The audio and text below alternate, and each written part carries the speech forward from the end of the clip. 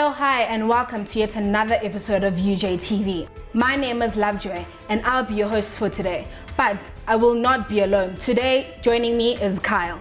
Yeah, hi Lovejoy, I'm Kyle. Welcome to your morning breakfast show on UJtv. It's a wonderful Friday morning, and to celebrate the accomplishments of the Commonwealth boys and also the boxing champions and the Proteas, we're all wearing our shirts today. I am Lovejoy.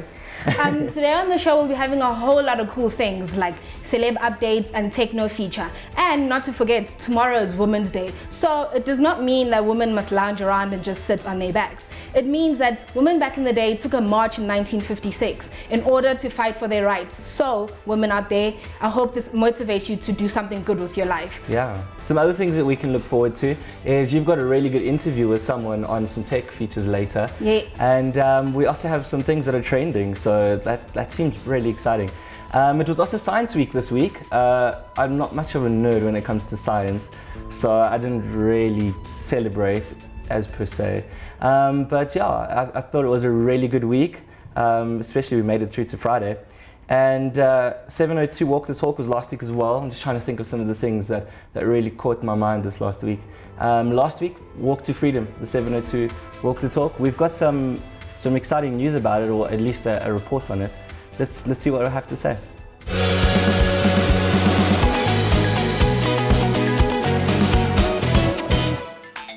On Sunday, the 27th of July in Johannesburg, Gauteng, nearly 56,000 people arrived at Marks Park in Emmarentia to take part in the Discovery 702 Walk the Talk.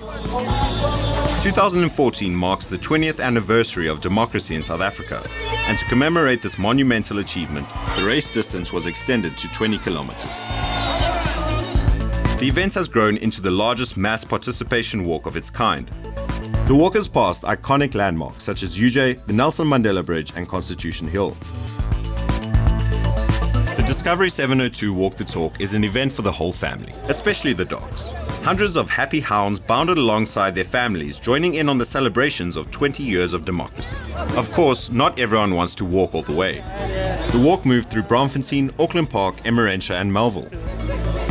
After 20 kilometers, the tired walkers arrived back at Marks Park to end what many said was an invigorating and inspiring experience. Yeah, the walk was enjoyable. It was a nice walk. And how many? 5K? 5Ks, yes. 8 kilometers, and because my mom made me. The Discovery 702 Walk the Talk is an annual event that is growing with each passing year. With over 55,000 entries this year, the initiative is spreading awareness of health and fitness as well as raising money for numerous charities. Good morning and welcome to UJtv News.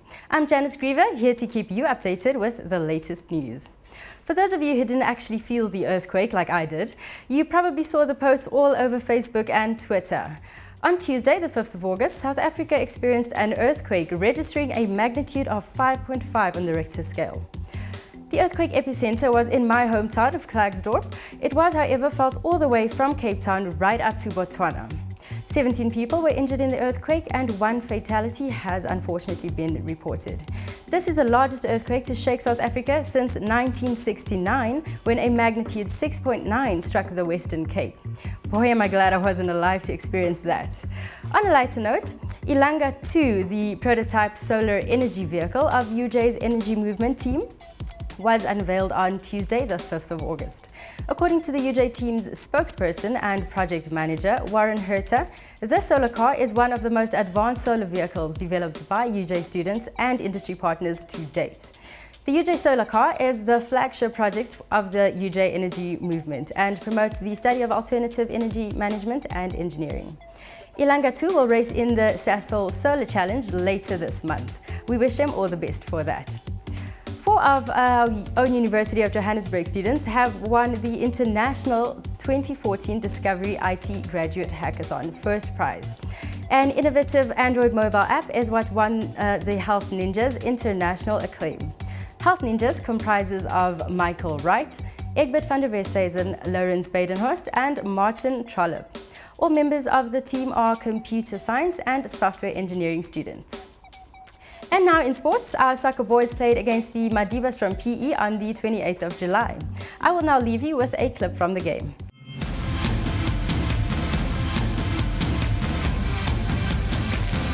On the 28th of July, UJ football team faced off against the Madibas in a packed varsity football clash at the Avia Miller Stadium. UJ had a strong start, which nearly paid off.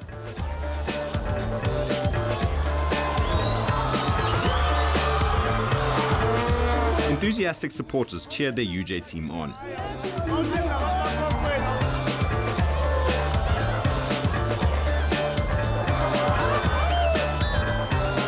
In the second half, the first goal was scored by UJ striker Poncho Nyati to make it 1-0. Boosting their confidence with the crowd behind them, it wasn't long before Nyati came back again to make it 2-0.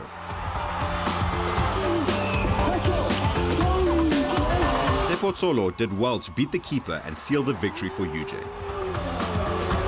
The scouts were impressed and jotting down names. This puts UJ at the top of the log. With their next game against Tuks, UJ are in good form. Really soon we're going to have a whole bunch of chefs that are going to be joining us, making our breakfast a lot better and hopefully making us a little bit more fuller on this Friday morning.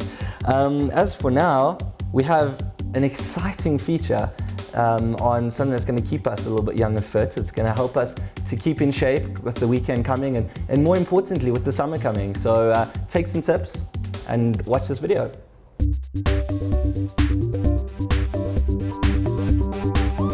Hey guys, today I'm going to show you how to burn fat and tone up for summer. The technique we're going to look at is called interval training. This consists of bursts of high intensity activity, followed by a short recovery period. This gets the heart rate up and boosts the metabolism. Before you begin any workout, you need to make sure that you have warmed up properly to loosen up and avoid injury. Today we will be warming up with a 10-minute run. If you don't have the space to run, you can even just jog on the spot for 10 minutes. Once you've properly warmed up, you can rest for 60 seconds and then move on to the first set of sprints. And don't worry, anybody can do these, whether it's your first time training or you've been active all your life. We're going to start by doing stair runs. Just run or walk up and down a set of stairs at about 80 or 90% of your maximum speed, and then rest for 30 seconds before you start the next set. Run up and down at a good pace, pushing yourself to really get your breathing going, but not too hard. Once you've completed 4 sets of those, rest for about 60 seconds before moving on to the next exercise. Well done! Okay, so the next exercise is going to be jumping jacks. Start with your feet together, then jump up. As you do this, spread your feet apart, at the same time spreading your arms. Let your hands touch over your head before your feet hit the ground. Then jump again, returning to your feet to the starting position and bringing your hands down to your sides. Do these very quickly for 1 minute and then rest for 30 seconds. Then ramp it up and do jumping jacks for 2 minutes. Rest for 30 seconds and then do 1 more minute. And that's it. Well done. Now you can rest for 60 seconds. Now we're going to do skater hops. You start on your right foot with your left foot slightly off the ground. Jump over to your left, landing on your left foot with your right foot slightly in the air. Now repeat this action for 30 seconds at a pace that's comfortable for you. Once completed, you can rest for 30 seconds and then repeat the cycle 2 more times. Well done if you managed to complete all those sets. Today we're going to finish off with a cool down stretch. Now it's important to stretch after a workout to avoid injuries and to improve flexibility. Because the legs did most of the work today, I'm going to focus on stretching the calves like this. And the thighs like this. You can also sit down and put the soles of your feet against one another and press your knees towards the ground. Not too hard, but just enough to feel it. Then also lean forward till you can feel a tight sensation. Hold each position for around 20 to 30 seconds. For the final stretch, you can stand up, place your feet shoulder width apart, and slowly bend over forward, reaching for your toes. You may not be able to touch your toes, and that's okay. The more you do it, the closer you will get to touching them.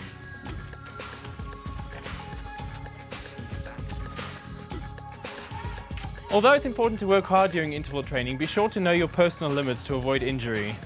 Always take a rest day between training days, stay well hydrated and get plenty of sleep. That's all from me. Be sure to watch next time for more tips on how to reach your fitness goals and lose those extra kilos. Hi there, my name is Brandon. I'm going to tell you guys about what is trending online. This week's piece covers Instagram's answer to Snapchat. Now for those of you who don't know what Snapchat is, it is the social media which is known for sending photos and videos and making them disappear. Snapchat allows you to send a picture or a video, type a message on it, send it to a friend of yours, and it can show for a maximum of 10 seconds. Instagram has created an app called Bolt. Very similar, very similar features. As you can see in the top and the right hand side of the screen here, a little lightning bolt, that is a symbol for Bolt. Once you open it, it looks something like this. The interface once again is very similar to what Snapchat is.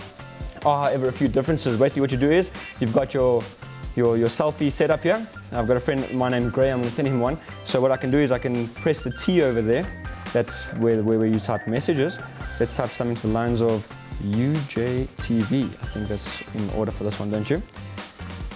And then simply click send. Touch on his face and it's sent. Simple as that. It is a little bit different to Snapchat, however. Like I said, Snapchat gives you 10 seconds before the picture disappears. A Bolt's one only disappears once you swipe it to the left or right. However, if you do have a screen grabbing option on your phone or tablet, you can of course preserve the picture like that. That is all from me this week. Next week I'll be telling you guys about the most popular vloggers in and around South Africa. Follow UJtv on Facebook for updates of what we are doing in the week for next week's episode. Let's see what Carl has to show you guys in celebrity updates. Thanks, Brandon. Welcome to your weekly gulp of freshly squeezed celebrity news, brought to you by The Juice. Families and friends have been devastated by married celebrities all of a sudden declaring themselves single on Facebook. Yeah, we're looking at celebrities like Matthew and Sonia Booth, the likes of Halisani Ravella, and even Roxy Burger, who all of a sudden overnight decided to change their relationship status to single. Now, we're not going to call parades, we're not going to have Memorial Day celebrations, we're not even going to remember the day that all of the celebrities all of a sudden decided to split. Instead, we don't have to worry because all of this was for a campaign for Women's Day. It's just these celebrities showing that they're independent and that they don't need a man during Women's Month. In the words of Beyonce and Kelly and that other girl that I can't remember, of Destiny's Child, you go independent woman. Someone who's not playing any games is Boity. A few weeks ago, her ex, the rapper Casper Nyovest, told us that he's still heartbroken over Boity and he really wants her back. Well, Boity cleared the air this week to us. She spoke to us and told us that she's not interested in getting back together with Casper and that they're just friends and he knows where he stands. Eish, Casper, you know, you got the fame, but it seems like you ain't got the game, hey? And yeah, finally, we've got a story for you. Tell us what you think of this one. Charlize, our very own Benoni-raised actress, Hollywood actress, has been called a mean girl in Hollywood. Yeah, the girl from Sisters, or the actress of Sisters, Tia Mowry, apparently she was in the gym the other day and she saw Charlize. She greeted her and all Charlize did was roll her eyes. Tia was upset with it at the time. She said to a whole bunch of US publications that Charlize was rude and that Charlize probably needed to learn some manners. But she's got over it now, which is probably a good thing because we don't want to be starting no beef with no Benoni girls. Don't forget to tell us your thoughts on these and other celebrity stories on social media at The Juice. And catch up with all your celebrity news on thejuice.co.za. Until next week, you just got served. Hi, right now we're sitting with Niklaus, and I see, Niklaus, you have a very bright gadget with you. Tell us more about it. Yes, Lovejoy, this is the Trimble Geo Explorer 6000 series.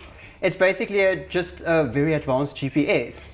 So you're saying it's not just like the normal GPS that we use in our cars. What's so different about it? Well, what makes this so different is the fact that it's accurate to the centimeter.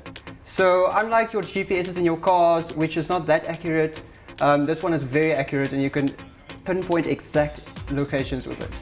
Who do you think would use a GPS like this? Well, this is mainly built for people in the field, working in the field, doing engineering stuff, developing, building, construction sites, those kind of stuff. So if it's for people working in the field, how long does the battery last?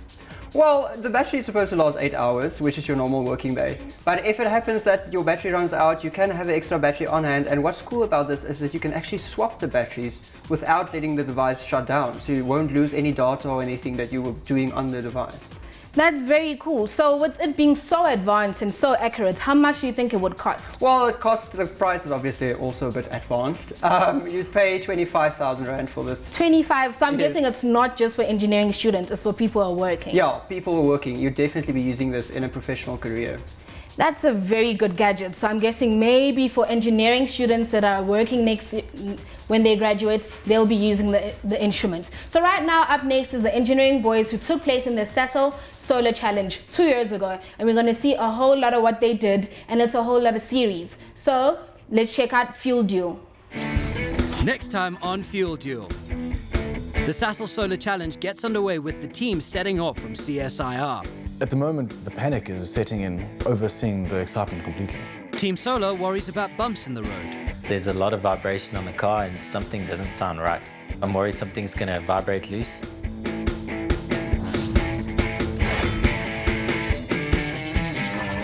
This is Fuel Duel. Well, that was exciting. I definitely want to get engaged in this Fuel Duel thing. What did you enjoy about it? I think it was a good initiative because now we get to see how they did things in those years for the Solar Challenge. I like the name too, Fuel Duel. It kind of gives you energy and motivation and makes you just want to get up and party on a Friday. It's pretty cool. But talking about energy, we've got an energy movement. A couple of weeks ago, we got to meet a couple of people who are at UJ and are going to be participating in an energy movement, which is pretty exciting.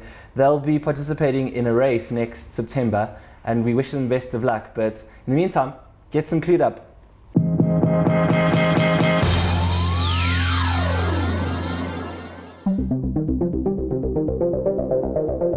This is the UJ Solar Car project. We are doing some composites at Epsilon Engineering. We're busy working on the third car now, Elanga 2. Very different to the previous two. As you can see behind me, there's a lot of work going on. We're busy prepping the plug, which was a polystyrene mold of the car, which we're now preparing to actually make molds for the new vehicle. The process that's involved here, as you can see, is very labor intensive. We need to sand down the bodies. We started with the polystyrene. We can't work with that as is, it's not strong enough. So we actually have to put fiberglass over the entire vehicle, and then we had to cover it with this body filler. We've got the car sanded down now. Warren's busy mixing some body filler for us. As you can see over here, we just go over it with our hands and you can literally feel where the low spots are. And we just demarcate it and we fill it up, wait some more, and then some more elbow grease and sanding. At some point you need to be able to see your face in this vehicle. It needs to be that smooth. Because if there's any blemishes in this vehicle, it's going to come out in the mold. It is very labor intensive though, 4 weeks of this. We're getting tired of it, but we're getting there. Typically, solar cars are squared off to increase the area where you can put solar cells on the top. But we've decided that it'll be more worth our while to save energy on aerodynamics, making it this sleek bullet shape.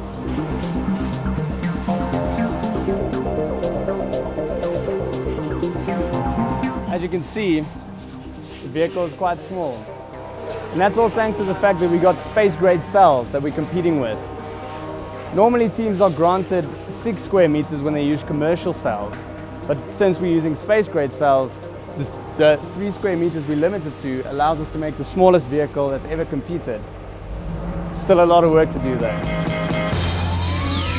All I can say is wow and good luck to the energy movement boys. We wish them all the best for their competition next month. So right now, what are we doing?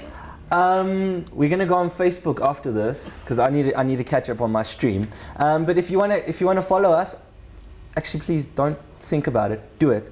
It's UJtv on Facebook. Follow us and you'll get all the updates. You'll get to see our pretty faces, which is pretty cool. And you'll get to find out a little bit what we're gonna be doing next week and in the weeks following. Then maybe, if you're lucky enough, we'll send you a muffin. So that's it for me, Lovejoy, and Carl. Yeah, my name's Carl. I'm Carl. See you next week. Goodbye. Enjoy your weekend, guys. Cheers.